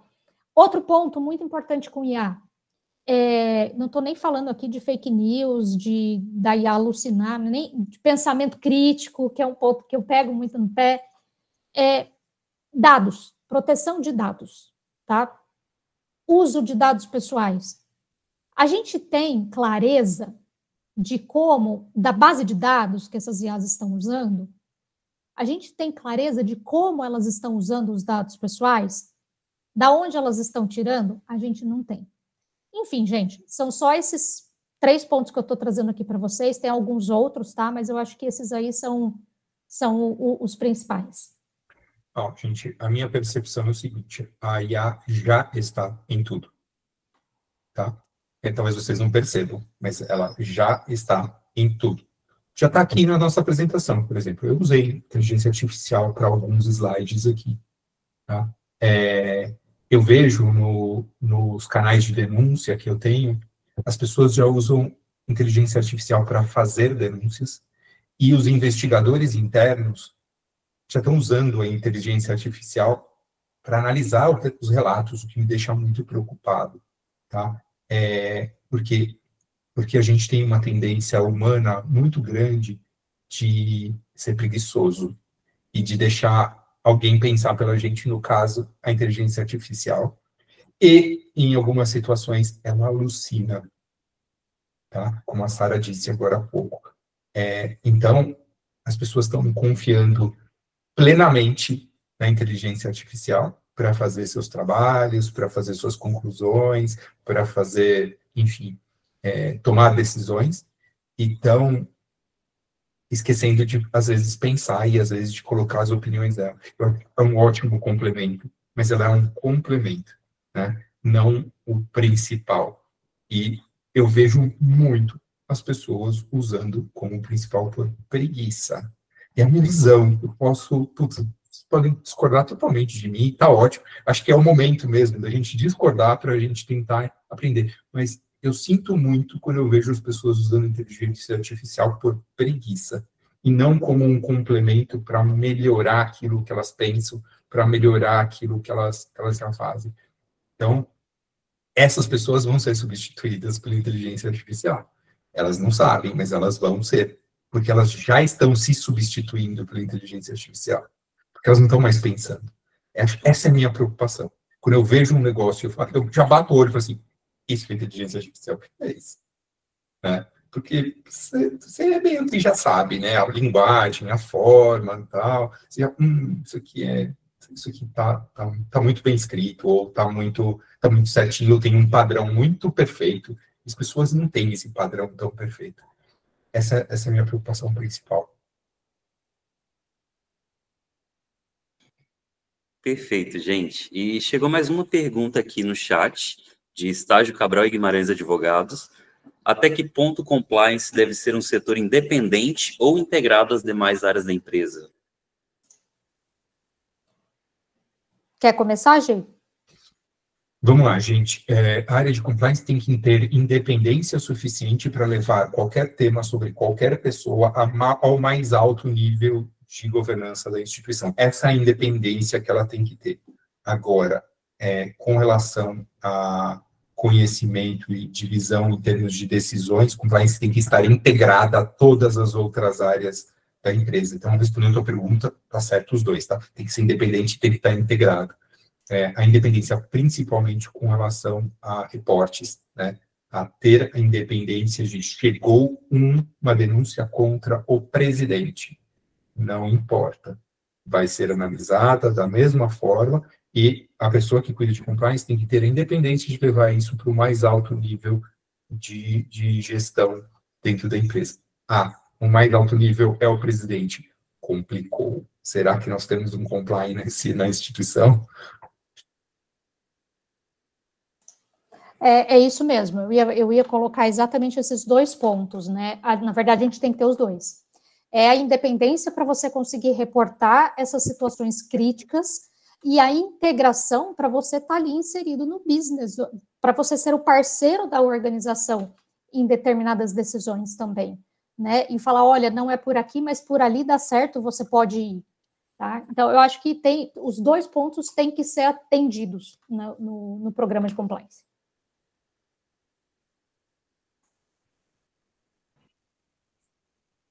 Pessoal, mais uma pergunta que chegou aqui da Maria Eduarda. Pessoal, falem um pouco sobre como manter a cultura do compliance no home office, por gentileza. Eu trabalho numa organização que a maioria das pessoas trabalham em formato híbrido, mas tem muita gente em home office, tá? Eu acho, minha opinião, Sara falando, a gente perde um pouco desse engajamento na cultura da organização, tá? E aí, gente, a gente precisa desenvolver um pouquinho o nosso endomarketing, a gente precisa engajar um pouquinho, integrar, usando a pergunta anterior, com outras áreas da organização, né? A gente precisa integrar com a comunicação para saber como que você atinge aquelas pessoas, como que é o melhor formato. A gente precisa dar a nossa cara, os líderes precisam estar engajados para que eles falem com todos os colaboradores. Então, mais do que nunca, para quando a gente tem o home office, o compliance ele tem que aparecer, tá? E aparecer não é só mandar um e-mail e falar, olha, gente, nosso código de conduta está aqui. Não, é a liderança falar, é a liderança dar o exemplo, além do e-mail. Tá? Para a gente mostrar que a cultura, ela de fato existe no dia a dia. Senão, não pega no home office. Eu acho bem mais difícil quando você tem que rodar um programa de compliance com o pessoal de home office. Eu acho que perde um pouco da cultura. Mas dá para fazer, gente. Dá para fazer estratégia. Eu acho que a gente tem que se adaptar. Tá? Acho que, honestamente, não sei se tem volta, eu acho que não. É isso, a gente tem que se adaptar, é assim. E tem lados, tem coisas boas também. Por exemplo, essa conversa que a gente está tendo aqui, se ela fosse presencial, a dificuldade que ia ser, você tá em Abu Dhabi, quando que você teria condição de vir aqui para estar presencial nessa conversa? Eu estou numa cidade, a Sara está em outra, e possivelmente dentro desse grupo aqui de pessoas, cada um está num lugar diferente. Então, também tem vantagens. Né? Tem vantagens. Essa história de treinamento é muito interessante, porque eu trabalhava em fábrica antes, eu trabalhei 11 anos na Samsung, gente, o Jason trabalhou lá também, e quando a gente tinha que fazer treinamento para 100% das pessoas, treinamento periódico do código de conduta, tem que parar a produção. O core da Samsung é fabricar celular, vender celular. A hora que você fala assim, eu vou parar a produção por 1 hora, eles já começam a fazer a conta de quantos celulares eles não vão produzir. Então, assim, o remoto, ele tem essa vantagem. É mais fácil para a gente conseguir integrar as pessoas, mas, ao mesmo tempo, você tem que se adaptar, você tem que ter estratégias para você conseguir manter a atenção daquelas pessoas. Tá? Cara, eu que fiz essa pergunta e isso para mim é uma das maiores dificuldades, ainda mais porque eu vim do modelo presencial, híbrido e depois, né, 100% de casa. Então, é muito difícil, assim, para mim, lidar com pessoas novas que chegam, entendeu, na empresa. Porque a gente que está lá mais tempo, que está junto e se conhece, né, do presencial, a gente já entende a cultura da empresa, e aí chegam pessoas novas, e aí é muito difícil, assim, para mim, lidar com essa integração, né, dessas pessoas novas, delas entenderem como funciona a cultura da empresa, e como fazer para passar isso para elas também, porque eu sei que tem um setor específico, mas acaba que quando a gente vai fazer projetos juntos, você meio que tem que passar um pouquinho dessa cultura também, que já vem lá do presencial, que você já conhece, né, por estar mais tempo na empresa. Enfim, para mim, isso é o mais difícil, sabe? É uma grande dificuldade minha. Ô, Maria Eduarda, eu acho que, assim, quando você fala de pessoas novas, e a gente estava falando de se adaptar, de estratégia, o RH tem que entrar muito forte ali, quando a gente fala de pessoa nova, por exemplo, no onboarding. Eu não sei como que a sua empresa chama isso, tá?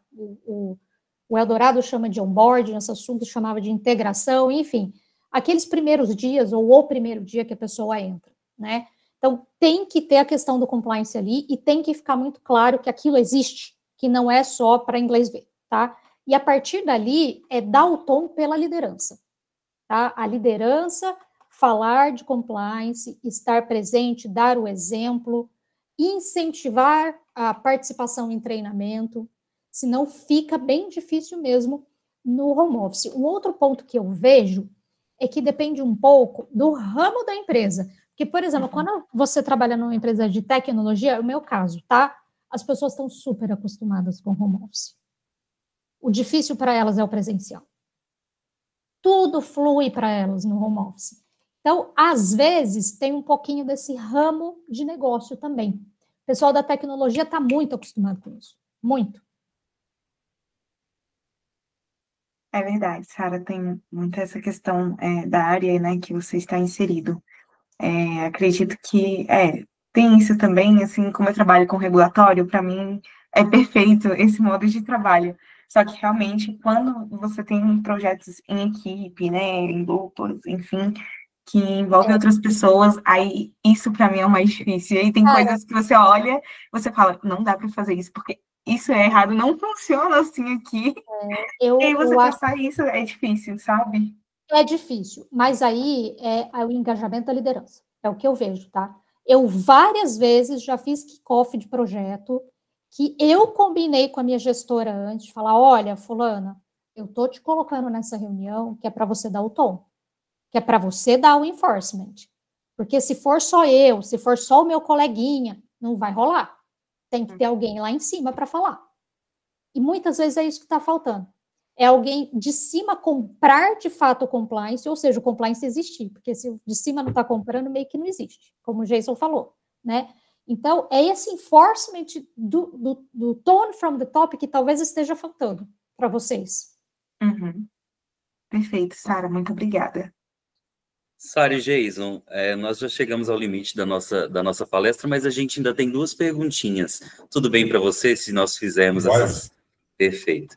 Então, a Estela pergunta, eu gostaria de saber quais boas práticas devem ser adotadas por um departamento de marketing de uma empresa farmacêutica, por exemplo, para garantir a transparência em eventos, congressos, patrocínios e doações. Polêmica. Eu acho que essa aí eu deixo um pouquinho para o Jason, que ele tem um pouquinho mais de experiência com a parte da saúde. Posso passar o vídeo? É exatamente sobre isso. Vamos lá, vai. Fique à vontade, Geis.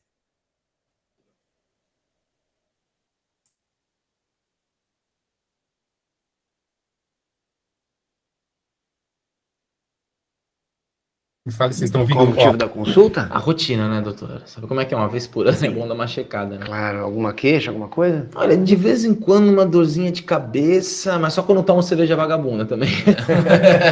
Isso é fígado. Oi? Fígado. Você acha? Não acho não, eu tenho certeza. Mas eu vou te receitar aqui um remedinho para cirrose da Felkman, que é tira e queda. Mas doutor, Eu já sei, você tá preocupado de ficar com aquela dorzinha de estômago, né? Fica tranquilo que junto eu já coloco aqui um omeprazol da Felkman, que é ótimo, para evitar aquela canseirinha de final de tarde. Já te passo também um anti-inflamatório da Felkman, que é inesquecível, você não vai dormir de jeito nenhum. Nem de noite? Não, muito menos à noite, né? Mas nada que um diazepam 50 da Felkman não resolva. Só que toma deitado, tá bom? Porque ele é muito forte, pode causar algum acidente, enfim. Mas, doutor... Vai dar uma certa depressão de manhã? Vai. Mas para isso inventaram o Ansiolitium Plus da Felkman, que vai te dar uma outra dimensão da vida. Aliás, rapaz, a festa de lançamento desse antidepressivo, que maravilha. Teve show daquela Anitta, maravilhosa, por sinal não conhecia pessoalmente. Teve da Ivete Sangalo também, era 4 horas da manhã. O plantão inteiro lá, bebaço, arerê. Doutor, meu fígado. Não, fica tranquilo que esse remédio causa tanto esquecimento que você não vai nem lembrar que tem fígado. Por isso eu não quero que você esqueça toda manhã tomar um Alzheimer Tralina da Felkman, que é Peraí, só um minutinho. Ai, minha mulher tem que atender, desculpa, só um minutinho. Fala, meu amor, fala logo que eu tô com o paciente aqui. Como é que é? Cancelar o cruzeiro para Cancún? Você tá louca? Como assim, mulher? Você sabe que é all inclusive? Vai ter show do Magal, aquele campeonatinho de biribol que a gente sempre faz com a... Mas foda-se que a mulher do Rodriguinho vai pra Grécia. O Rodriguinho, eu tô rindo? Eu tô cagando. Desculpa, Grécia é brega. Ficar andando de lá pra cá, vendo aquele mausoléu de coisa antiga. Vou pro museu aqui do lado. Não, eu não vou cancelar. Alô, Roberta? Roberta. Tá que me pariu. Desculpa. A mulherada é fogo, né? Eu sei, eu tenho 2 em casa. É, por isso que você bebe, né? Não, aliás, ô doutor... Dona Laura, opa, minha querida, faz um favor pra mim. Liga pro Paulo da Felkman, agradece obviamente a cortesia do cruzeiro e vê se dá pra trocar o destino pra Grécia. Quem que tá fazendo Grécia? Ah, o Zenote da WTS. A linha dele é o que? É químio, não é isso? Tá, pode deixar. Você liga pra ele então? Obrigado. Ah, esse Zenote é um saco, além de tudo tem bafo. Bom, pro tumor, eu vou te passar essa receita aqui de uma linha de químio da WTS revolucionária. Doutor, peraí, que isso? Tumor? Meu amigo, com essa quantidade de remédio que você vai tomar, questão de tempo, né?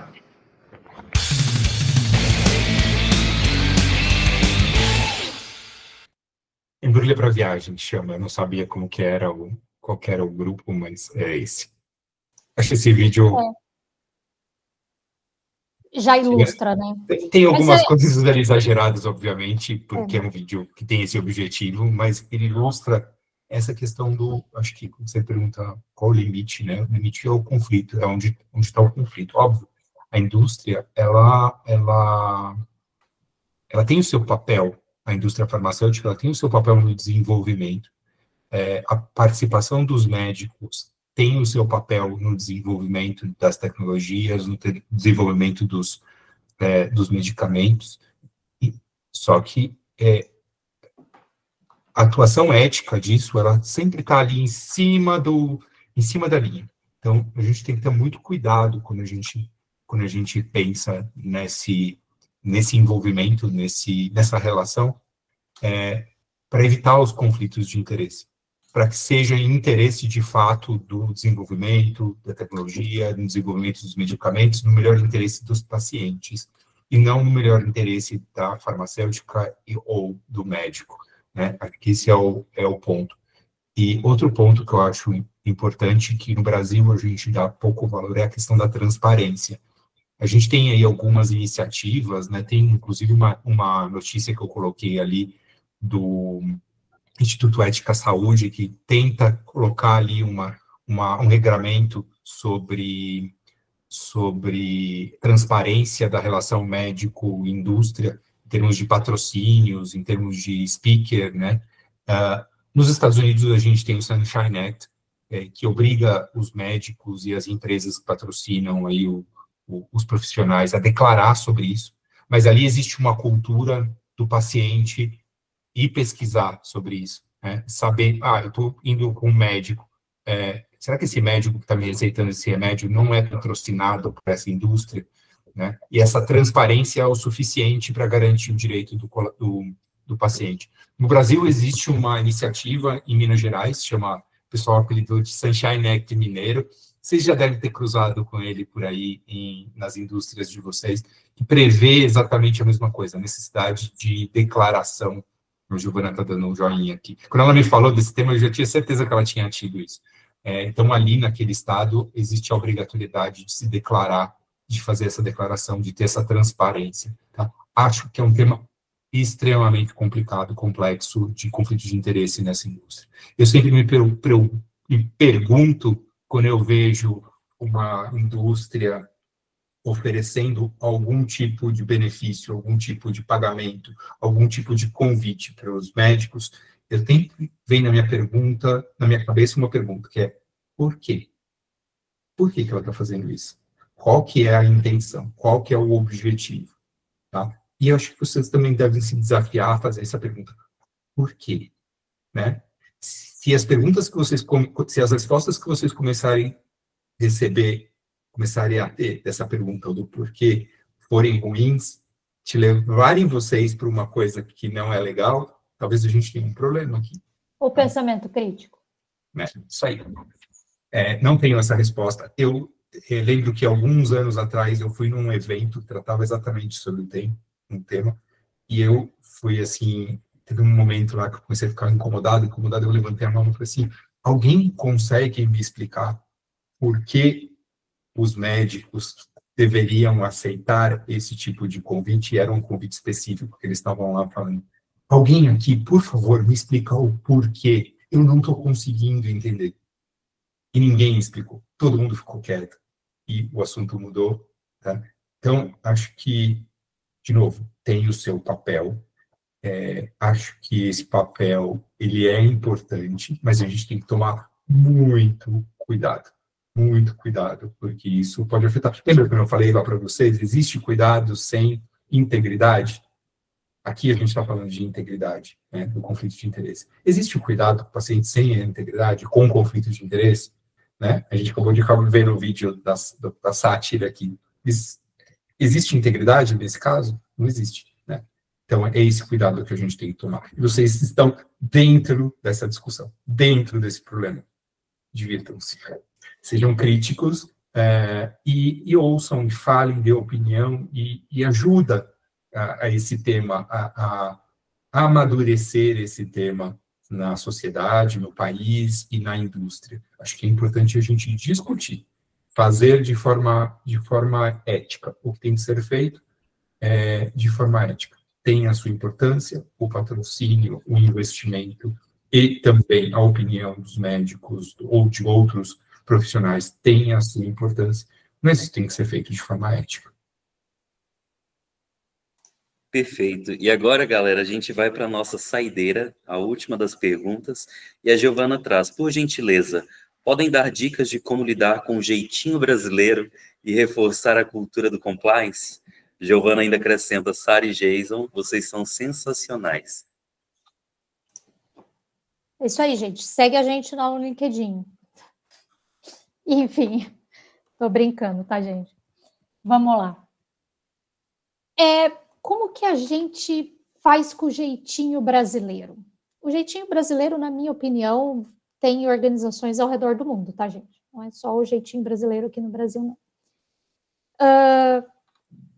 Para mim, o principal é o engajamento da liderança. Porque o jeitinho brasileiro, se ele surge na base ali da pirâmide de colaboradores, ele não passa. Ele não vai passar. Se a liderança, de fato, está engajada.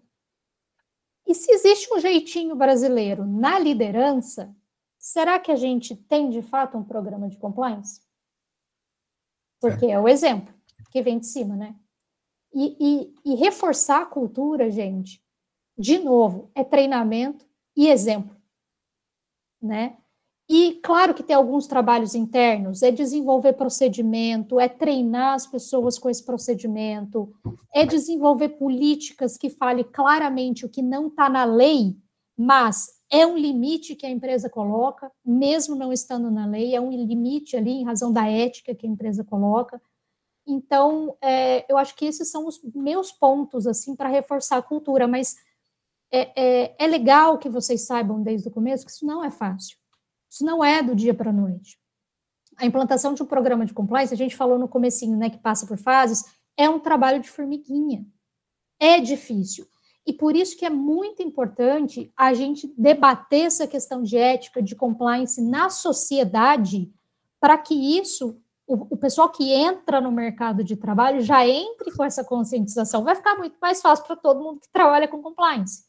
E outra coisa que eu sempre falo nos meus treinamentos, é a questão de ser ético ou estar ético, né? Não adianta a gente apontar o dedo lá para a televisão, no jornal à noite, e falar, fulaninho ali é corrupto, e você está fazendo alguma coisa semelhante. Você está fazendo alguma coisa antiética. Então, a gente precisa se analisar, para o compliance dar o exemplo, a gente precisa ter o engajamento da liderança, colocar os limites de forma clara, o óbvio tem que ser dito, e treinar as pessoas com tudo isso. Meu ponto de vista. O essencial como a Sara disse, engajamento e autogestão, tá? Mas esse engajamento, ele também não pode se limitar à autogestão, à alta gestão. Ele precisa ser cascateado. Cascateado por quê? Não adianta a autogestão dar o exemplo, fazer o que é certo, exigir o que é certo, se quem está abaixo não se importa, não quer, não segue, tá? Se não existem controles para isso. Já vi muitas situações onde a média gestão, por exemplo, ela barra a boa intenção da alta gestão e o que acontece ali para baixo é coisa errada. Então, esse engajamento da alta gestão, ele precisa ser cascateado para todos os níveis da instituição. O que eu acho curioso na área da saúde é que as pessoas que geralmente optam por trabalhar na área da saúde são pessoas muito carregadas de valores no sentido do cuidado, porque senão elas não optariam por essa área, tá? Diferente de que a gente vê na tecnologia, no financeiro, que são outros tipos de valores que, enfim, não desmerecendo, mas são valores diferentes. Quando a gente fala de área da saúde, são valores atrelados ao cuidado. Por terem valores atrelados ao cuidado, esses profissionais, eles também têm um papel de cobrar a alta gestão. Então, seria o tom vindo de baixo para cima, que eu acho muito curioso na área da saúde. A gente tem o tom at the top, mas a gente tem um tom de cobrança, de exigência de fazer o certo vindo da base. Isso é uma característica muito da área da saúde, tá? Então, a gente tem que aproveitar essa característica. Lembro quando eu estava lá no hospital, eu aproveitava muito isso, criando, às vezes, programas de multiplicadores, às vezes pedindo para pessoas que são porta-vozes falarem sobre o tema, trazendo essas pessoas para conversar, para ouvir, para ser um multiplicador mesmo dos temas de compliance. Então, acho que isso, engajamento sem dúvida. Não existe programa de compliance de uma área ou de uma pessoa. O programa de compliance, ele é da instituição inteira, de todo colaborador, de todo funcionário da instituição. Se não for assim, ele não funciona. E não vai funcionar do dia para a noite, gente. Engajamento não é do dia para a noite. É todo um trabalho que você tem que fazer. E a gente faz. E a gente vai, formiguinha, a gente vai atrás. Isso aí. Bom, perfeito, pessoal. Vocês arrasaram. Nós já estouramos o nosso horário, mas antes de encerrarmos, eu gostaria de lembrar mais uma vez que a lista de presença já foi enviada no chat, então não deixem de preencher.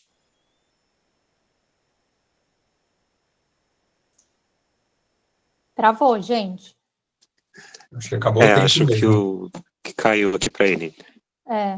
Mas ele só estava reforçando que a lista de presença já foi passada, né, para demonstrar para os membros da LAR, para quem precisa preencher, e agradecer de verdade para os dois, tanto o Jason quanto o Sarah. Eu acho que foi uma palestra sensacional, todo mundo aprendeu alguma coisa nova hoje, né, dessa área de compliance que era tão misteriosa, e agora a gente já tem um bom direcionamento aí, uma boa noção que vai ajudar muito a gente no futuro para trabalhar nessa área de regulatórios ou até em outras relacionadas direto ou indiretamente com compliance, né? E Então, quero pessoal, agradecer mais uma vez. Muito obrigado a todos que nos acompanharam até o final aqui também.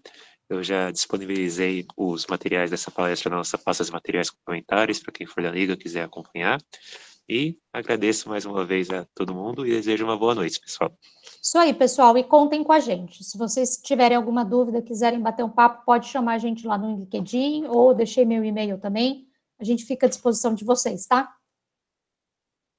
Muito obrigada. Boa noite. Boa noite, pessoal. Bom valeu. final de semana. Bom fim de semana.